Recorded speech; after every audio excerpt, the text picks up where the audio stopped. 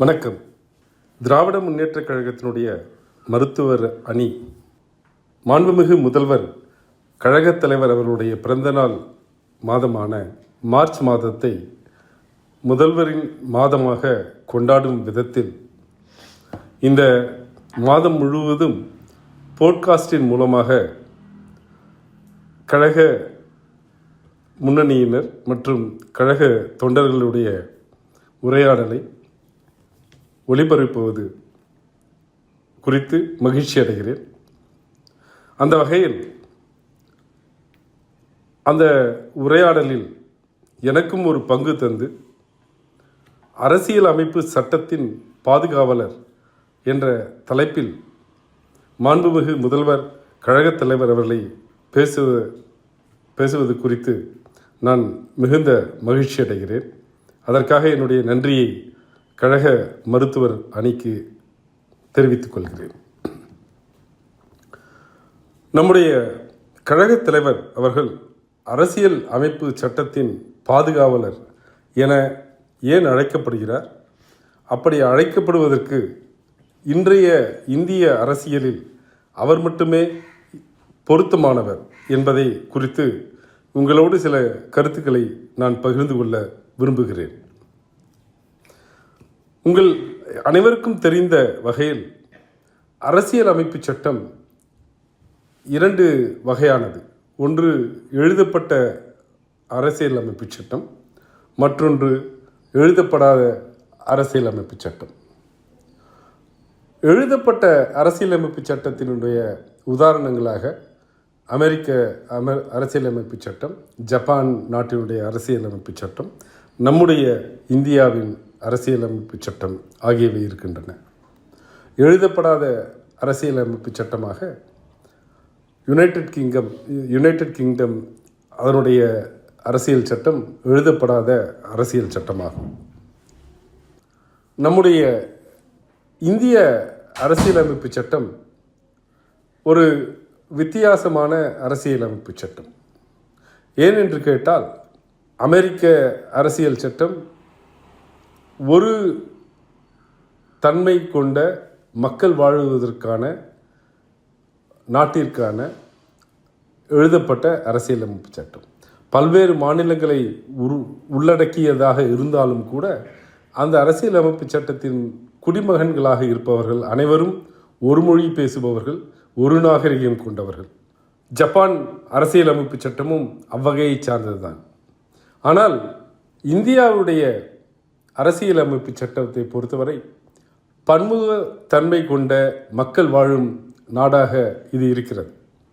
அறிஞர் அண்ணா அவர்கள் இதை துணைக்கண்டம் என்று சொன்னார். ஏனென்று கேட்டால், இங்கே இருக்கக்கூடிய மக்கள் பல மொழியினர், பல அரசியல் பண்பாட்டை கொண்டவர்கள், பல நாகரிகத்தை கொண்டவர்கள், பல உணவு பழக்கங்களை கொண்டவர்கள், பல மத நம்பிக்கைகளை கொண்டவர்கள். இவர்களை எல்லாம் ஒரு சட்டத்தின் முகமாக ஒருங்கிணைத்து கொண்டு வருவதற்கு அரசியலமைப்பு சட்டம் இயற்றுவதற்கு அண்ணல் அம்பேத்கர் உட்பட அனைவரும் மிகுந்த சிரத்தை எடுத்துக்கொண்டார்கள். We the people of India என்று துவங்கக்கூடிய அந்த மாபெரும் உன்னதமான அரசியல் அமைப்பு சட்டத்தை கொடுத்திருக்கிறார்கள். அப்படி பன்முகத்தன்மை கொண்ட மக்களை கொண்டு ஒரு சட்டம் ஆட்சி புரிய வேண்டும் என்றால், ஆட்சியில் இருப்போர் அதை மதித்தும் போற்றியும் அதற்குண்டான சட்டங்களையும் திட்டங்களையும் தீட்ட வேண்டியது அவசியமாகிறது. அப்படி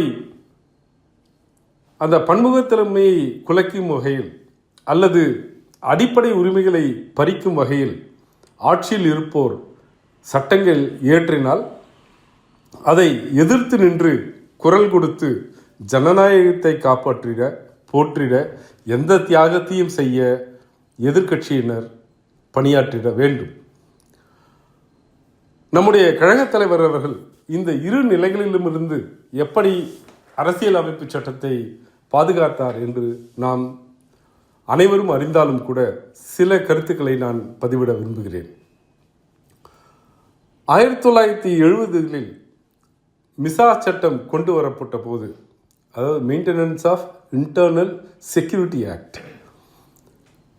அந்த சட்டத்தை கொண்டு வந்து அப்போது மாநில சுயாட்சிக்காக போராடிய திராவிட முன்னேற்ற கழகத்தை, அதனுடைய முன்னணி தலைவர்களை கைது செய்து எந்தவித விசாரணையும் இல்லாமல், எந்த சாட்சியங்களையும் முன்னிறுத்தாமல், ஓராண்டுக்கு தடுப்பு காவல் சட்டத்தின் கீழ் ஒருவரை சிறைப்படுத்த முடியும் என்ற சட்டம் கொண்டு வந்தார்கள். அப்படி கொண்டு வரப்பட்ட அந்த மிசா சட்டத்தில் மிகுந்த போராடும் குணத்தோடு இளம் வயதினராக ஓர் இளைஞனாக இந்த ஜனநாயகத்தை காப்பாற்ற மிசா சட்டத்தில் சிறை புகுந்து அரசியலமைப்பு சட்டத்தின் ஒரு அங்கமான எதிர்க்கட்சியினர் அரசியலமைப்பு சட்டத்தை பாதுகாக்க வேண்டும், அதற்காக போராட வேண்டும், அதற்காக எந்த தியாகத்தையும் செய்ய வேண்டும் என்ற அடிப்படையில் ஓராண்டு சிறை அனுபவித்தது தான் நம்முடைய கழகத் தலைவர் இந்த அரசியலமைப்பு சட்டத்தை பாதுகாக்க எடுத்த முதல் நடவடிக்கையாக நான் பார்க்கிறேன். பின்பு 2014 பாரதிய ஜனதா கட்சி ஆட்சிக்கு வந்ததிலிருந்து பல்வேறு சட்டங்கள், அந்த சட்டங்களின் வாயிலாக மாநில சுயாட்சியை பறிப்பது, தமிழ் மொழியின் சிறப்பினை குலைப்பது, மும்மொழி கொள்கை மூலமாக நம் தமிழ் மொழியினுடைய சிறப்பை பறித்து நம்முடைய மக்கள் மீது, தமிழக மக்கள் மீது இந்தியை திணிப்பது என்ற பல சட்டங்களில் பல நேரங்களில் தலைவர் அவர்கள் எடுத்துக்கொண்ட முன்னெடுப்புகள் தான் இன்றைக்கு வரை நம்மை ஆதிக்க சக்தியிலிருந்து காப்பாற்றிக் கொண்டு வருகிறோம். இது பற்றி விரிவாக பார்ப்பதற்கு முன்பாக 2 மிகப்பெரிய சட்டங்கள் விவசாயிகளுடைய வாழ்வாதாரத்தையே குலைத்திடும் வகையில் கொண்டு வரப்பட்ட 3 விவசாய சட்டங்கள். இரண்டாவதாக சிறுபான்மையினருடைய உரிமைகளை வெகுவாக பறிக்கக்கூடிய குடியுரிமை சட்டம். இந்த 2 சட்டங்களையும் கொண்டு வந்தபோது எதிர்க்கட்சியில் இருந்து அந்த வரிசையில் முன்னவராக இருந்து அந்த 2 சட்டங்களையும் எந்த விலை கொடுத்தாவது தடுப்போம் என்று திராவிட முன்னேற்ற கழகத்தை சார்ந்த நாடாளுமன்ற உறுப்பினர்கள் மற்றும் சட்டமன்ற உறுப்பினர்கள் வாயிலாக பல போராட்டங்களை நடத்தி விவசாய சட்டங்கள் 3ஐயும் திரும்ப பெற வைத்த ஒரு மிகப்பெரிய பெருமை நம்முடைய கழகத் தலைவரை சாரும். இரண்டாவதாக குடியுரிமை சட்டத்தில் அவர்கள் நிறைவேற்றினாலும் கூட அந்த குடியுரிமை சட்டத்தை எப்படியெல்லாம் கருத்துக்களின் வாயிலாக, பொதுக்கூட்டங்களின் வாயிலாக, போராட்டங்களின் வாயிலாக ஒரு ஜனநாயக முறையில் போராட முடியுமோ போராடி இந்த நாட்டின் சிறுபான்மையினர் எங்களுக்காக குரல் கொடுக்க ஒருவர் இருக்கிறார்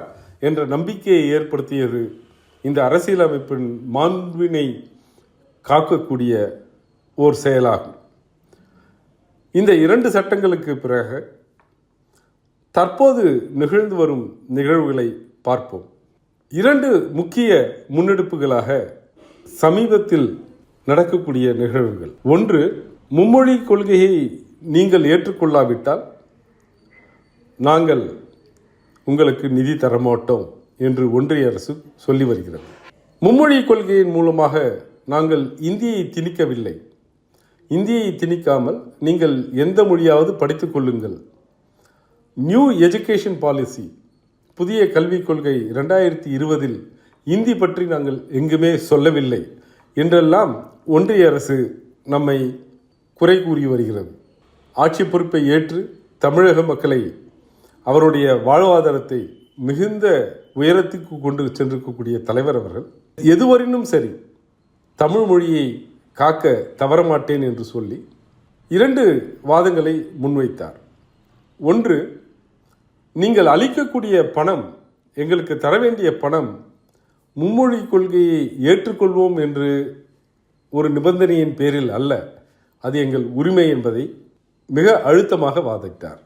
இரண்டாவதாக, என்னை பொறுத்தவரை இந்தியாவிலேயே புதிய கல்விக் கொள்கை என்பது நேரடியாக இந்தியை பற்றி கூறவில்லை என்றாலும் கூட புதிய கல்விக் கொள்கையினுடைய 4.7 சமஸ்கிருதத்தை முன்னிலைப்படுத்தக்கூடிய ஒரு கல்விக் கொள்கையாக அது இருக்கிறது என்பதையும், இந்தி என்பது முகமுடிதான், அதன் பின்னே ஒளிந்திருப்பது சமஸ்கிருதம் என்பதையும் நாட்டிற்கு அழுத்தம் திருத்தமாக எடுத்துச் சொன்னவர் தலைவர் அவர்கள்தான்.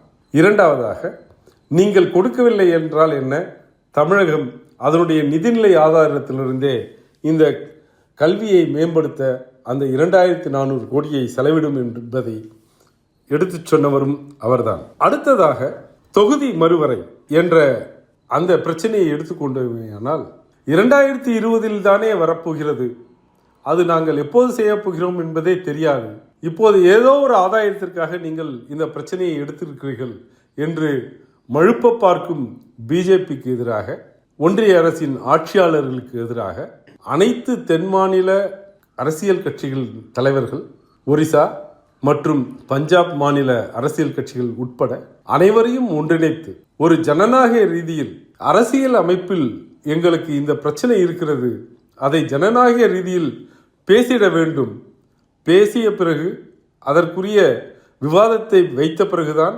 நீங்கள் அதை செயல்படுத்த வேண்டும் என்பதை அழுத்தம் திருத்தமாக சொல்லியிருக்கிறார் தலைவர் அவர்கள். அது அவர் தன்னிச்சையாக எடுத்த முடிவா என்றால் இல்லை. இந்தியா அறிந்த வகையில் முன்னெப்போதும் இல்லாத அளவில் தமிழகத்தில் இருக்கக்கூடிய 54 பதிவு பெற்ற அரசியல் கட்சிகளையும் ஒரு அரங்கத்தில் அழைத்து அவர்கள் அனைவருடைய கருத்துக்களையும் கேட்டறிந்து அதன் அடிப்படையில் இந்த தென் மாநில அரசியல் கட்சிகளுடைய கூட்டத்தை நடத்தி முடித்திருக்கிறார் தலைவர் அவர்கள். ஃபெடரலிசம் என்பது, கூட்டாட்சி தத்துவம் என்பது மாநில உரிமைகளை பாதுகாக்கக்கூடிய ஒரு அங்கமாக இருக்கிறது. இந்த கூட்டாட்சி என்பது சில உச்சநீதிமன்ற தீர்ப்புகளில் இந்தியா ஒரு கூட்டாட்சி என்று நேரடியாக சொல்ல முடியாவிட்டாலும் கூட அது ஒரு குவாசி ஃபெடரல் என்று சொல்லுகிறார்கள். ஆனால் அதற்கு பிறகு வந்த உச்சநீதிமன்ற தீர்ப்புகளில் அப்படி சொல்வதற்கு ஏதும் வழியில்லை. ஃபெடரலிசம் என்பதுதான், அதாவது கூட்டாட்சி தத்துவம் என்பதுதான் இந்திய அரசியலமைப்பினுடைய அடிப்படை பொறுமைகளில் ஒன்று என்று சொல்லியிருக்கிறார்.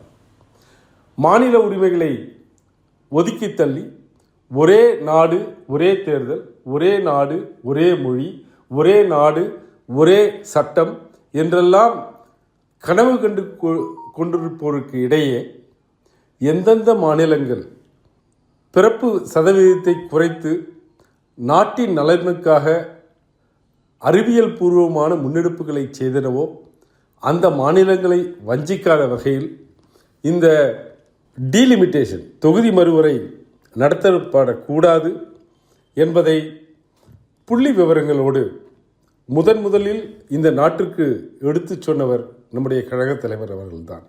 மாநிலங்கள் சரியாக பராமரிக்கப்படாவிட்டால், மாநில உரிமைகள் பாதுகாக்கப்படாவிட்டால் இந்த அரசியல் அமைப்புடைய சட்டத்தினுடைய அடிப்படை ஆடிப்போகும் என்பது நாம் அனைவரும் அறிந்ததே.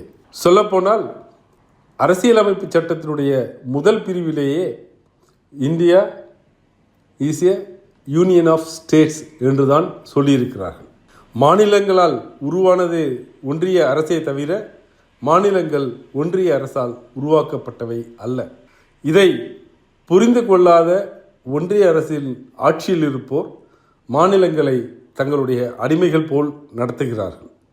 இந்த நேரத்தில் இந்த முன்னெடுப்பு, அதாவது தொகுதி மறுசீரமைப்பில் எந்த மாநிலத்தினுடைய உரிமையும் நசுக்கப்படக்கூடாது, எல்லா மாநிலங்களும் சமமாக சமத்துவமாக நடத்தப்பட வேண்டும் என்ற குரல் இருக்கிறதே, அதுதான் அரசியல் அமைப்பு சட்டத்தினுடைய அடிநாதமாகும்.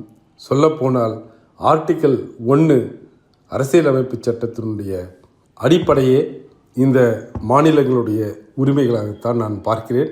அதை பாதுகாக்கக்கூடிய ஒரே தலைவராக, அல்லது பாதுகாக்க வேண்டும் என்று நினைப்போரின் அனைவரையும் முன்னெடுத்து வழிநடத்துபவராக நம்முடைய திராவிட மாடல் முதல்வராகவே இருக்கிறார். அது மட்டுமல்ல, தமிழகத்திற்கு ஒதுக்கப்பட வேண்டிய நிதி ஆதாரங்களை ஒன்றிய அரசு எப்போதெல்லாம் மறுக்கிறதோ, எங்கெல்லாம் மறுக்கிறதோ, அதற்காக ஓங்கி குரல் எழுப்புவோரும் நம்முடைய கழக தலைவர் மட்டும்தான். குனிந்தோ அல்லது மண்டியிட்டோ ஒன்றிய அரசுடன் எந்த சமரசமும் செய்து கொள்ளாமல் அறிஞர் அண்ணா காட்டிய வழியில், நம்முடைய நெஞ்சமெல்லாம் நிறைந்திருக்கக்கூடிய முத்தமிழ் அறிஞர் கலைஞர் காட்டிய வழியில் இந்த மாநிலத்தின் உரிமைகளை, தமிழரின் உரிமைகளை அரசியல் அமைப்பு சட்டத்தின் பால் இருந்து பாதுகாத்து கொண்டு வருபவரும் அவரேதான்.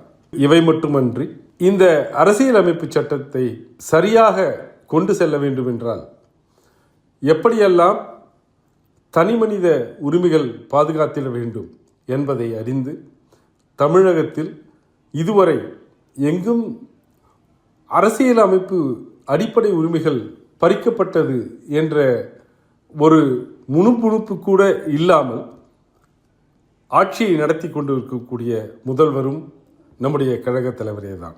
இத்துடன் மட்டுமல்ல,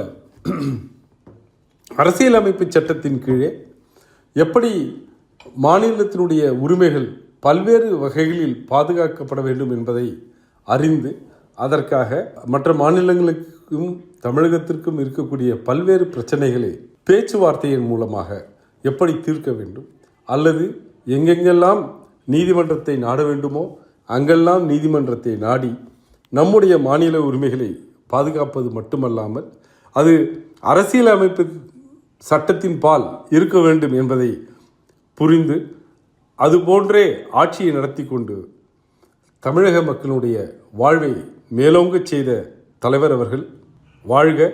அவருடைய பணி இந்த தமிழகத்திற்கு, இந்திய அரசியலுக்கு, இந்திய அரசியல் அமைப்பு சட்டத்திற்கு மிகுந்த தேவை என்பதால் அவர் நீடூழி வாழ வேண்டும் என்று வாழ்த்தி விடைபெறுகிறேன்.